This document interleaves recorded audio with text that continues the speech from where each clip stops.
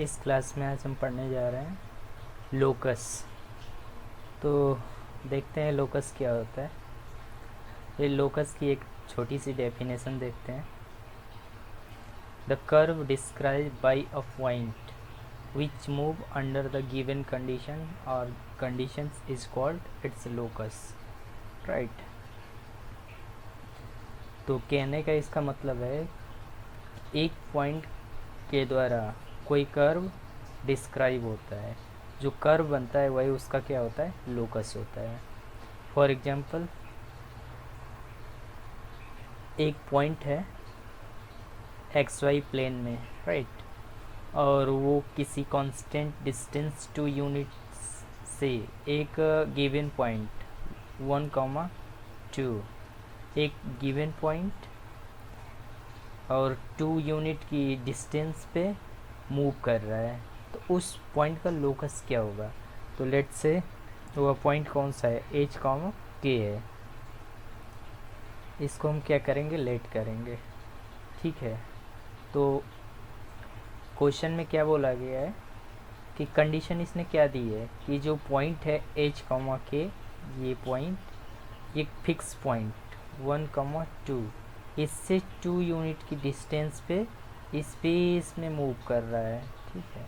ऐसे ये सारी डिस्टेंस कितनी है, 2 है, 2 है, 2 है, 2 है, 2 है। तो क्या लिख सकते हैं, एच और के। तो सर्किल का थोड़ा सा आइडिया होगा आपको। तो सर्किल के केस में क्या चाहिए, एक सरकमफेरेंस पे क्या चाहिए, पॉइंट चाहिए और एक फिक्स पॉइंट चाहिए, ठीक है। तो वहाँ पे वो क्या कर्व बन कर आता है, सर्कल बन कर आता है। लेकिन अब इक्वेशन निकलेगी कैसे, तो यहाँ पे क्या दिया है, एक फिक्स पॉइंट है 1,2 और एक मूविंग पॉइंट है एच कॉमा के, राइट। तो इसके बीच की डिस्टेंस क्या है, इक्वल टू कितनी है, इनके बीच की डिस्टेंस जो है 2 यूनिट के इक्वल है। तो बस डिस्टेंस फार्मूला लगा देंगे, h-2 का होल स्क्वायर प्लस y-k का whole square is equal to 2, और ये हमारा क्या जाएगा, ये रूट में जाएगा, ठीक है। h का ये यहाँ k-2 y की जगह पे k-2 या 2 माइनस के बाद दोनों सेम है, ठीक है। तो यहाँ से लिखेंगे k-2, राइट। दोनों साइड का हम होल स्क्वायर कर देंगे। तो यहाँ से h स्क्वायर h-2 का, राइट, h-1 का whole square, distance formula h-1, फिर k-2 का होल स्क्वायर प्लस k-2 का whole square is equal to what, 4। Last में क्या करते हैं, जो पॉइंट हमने h और k कंसीडर किया है, लेट किया है, उसको किससे रिप्लेस करेंगे, h को रिप्लेस कर देंगे x से और k को रिप्लेस कर देंगे y से, ठीक है। तो यहाँ पे हमारा हो जाएगा x-2 का होल स्क्वायर प्लस y-2 का whole square is equal to 4। जब ये 2 लिख ही दिए हैं तो यहाँ से 1 होना चाहिए, क्योंकि पॉइंट 1,2 है और ये 1,2 है, ठीक है। तो ये किसकी इक्वेशन है, आपको सर्किल का आइडिया होगा। उसकी जनरल इक्वेशन क्या होती है पॉइंट फॉर्म में, x square plus y square is equal to a square, ठीक है। यहाँ पे इसका जो सेंटर होता है 0, 0 होता है, लेकिन इस केस में इसका सेंटर होगा x-2 का होल स्क्वायर, y-2 का whole square is equal to 2 का होल स्क्वायर। तो इस केस में हमारा होगा 1,2, इसका जो फिक्स पॉइंट है वो हमारा क्या हो जाएगा, सेंटर ऑफ दिस सर्किल, और इट्स रेडियस इज व्हाट, 2। तो इस तरह से लोकस की अंडरस्टैंडिंग बन। इसका कुछ स्टेप्स भी होते हैं, किसका, लोकस निकालने का 8 स्टेप्स क्या होते हैं। पहला स्टेप होता है कि जो भी पॉइंट मूव कर रहा है उसको क्या माने हैं एच कॉमा के, तो उसको क्या लेट करना है एच के। उसके बाद जो भी मैथमेटिकल कंडीशन होगी, कंडीशंस भी हो सकती है या फिर कंडीशन भी हो सकती है, राइट, उसको यूज करना है। उसके बाद एलिमिनेट वेरिएबल,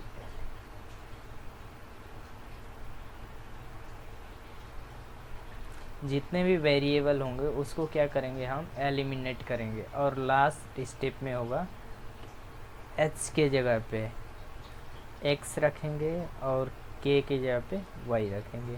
तो ये हमारा क्या होगा स्टेप्स होंगे किसके लिए लोकस के लिए, राइट। एक और छोटा सा प्रॉब्लम लेते हैं।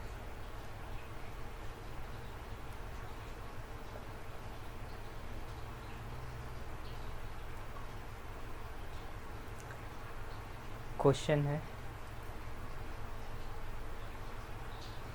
दो परपेंडिकुलर लाइंस, राइट, ये हमारे पास दो परपेंडिकुलर लाइंस हैं, इसके बीच में एक कोई रॉड है जिसका लेंथ क्या है एल है, राइट।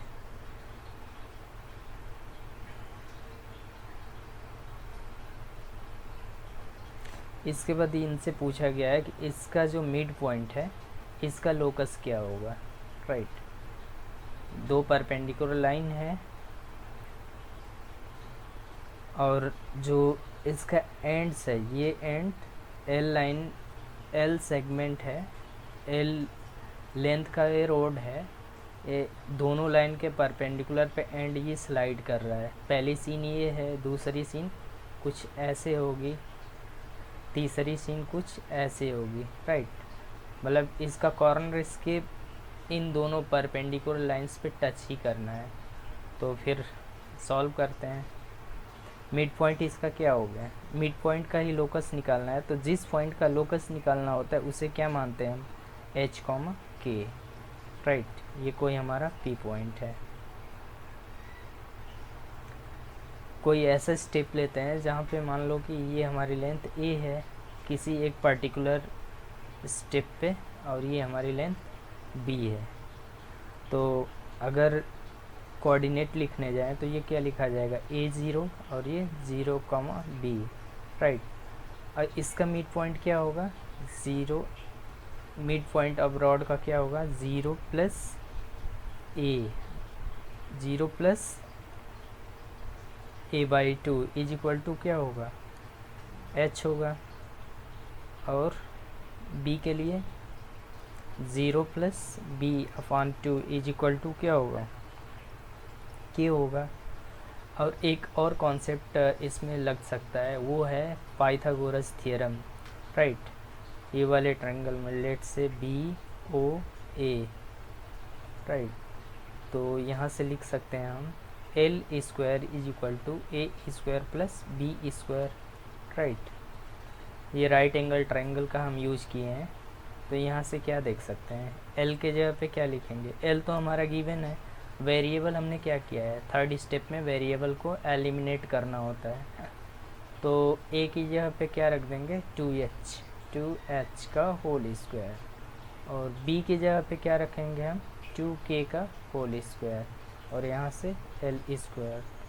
तो L square is equal to 4h square plus 4k square. और फाइनल स्टेप आपका क्या होता है कि h को रिप्लेस करेंगे x से और k को रिप्लेस करेंगे y से, राइट। तो यहाँ से निकल कर आएगा h square x square plus y square और ये 4। तो यहाँ से हो जाएगा L square by 4 is equal to x square plus y square. तो लोकस क्या निकल कर आया, ये तो कांस्टेंट है, कोई मान लो कि 2 यूनिट लेंथ हो सकती है, 4 यूनिट 6 यूनिट कोई भी यूनिट लेंथ तो हो सकती है। तो इस केस में फिर से ये कर्व कौन सा बना, ये इक्वेशन किस कर्व को रिप्रेजेंट कर रही है, क्लियरली एक सर्कल को रिप्रेजेंट कर रही है, राइट। तो इस तरह से आपको लोकस की अंडरस्टैंडिंग हो गई होगी।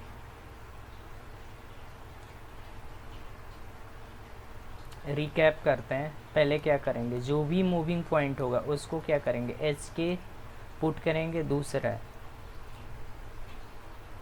जो भी कंडीशंस होंगी, कंडीशन या कंडीशंस, उसको इस प्रॉब्लम में अप्लाई करेंगे। ठीक है, मैथमेटिकल कंडीशन जो भी बनेगी, जैसे सर्किल बना था, या फिर डिस्टेंस इक्वल हो सकता है, या फिर लेंथ का भी रिसेंटली जो लास्ट एग्जांपल देखे हैं वो वाला हो सकता है। अगला स्टेप में एलिमिनेट करेंगे। जो भी हम जो गिवन नहीं है उसको क्या करेंगे, एलिमिनेट कर देंगे। और लास्ट में क्या करेंगे, एच को एक्स और वाई को, के को वाई से रिप्लेस कर देंगे। इस तरह से लोकस की अंडरस्टैंडिंग हो गई होगी। और बहुत सारे सवाल इस कॉन्सेप्ट पे हो सकते हैं।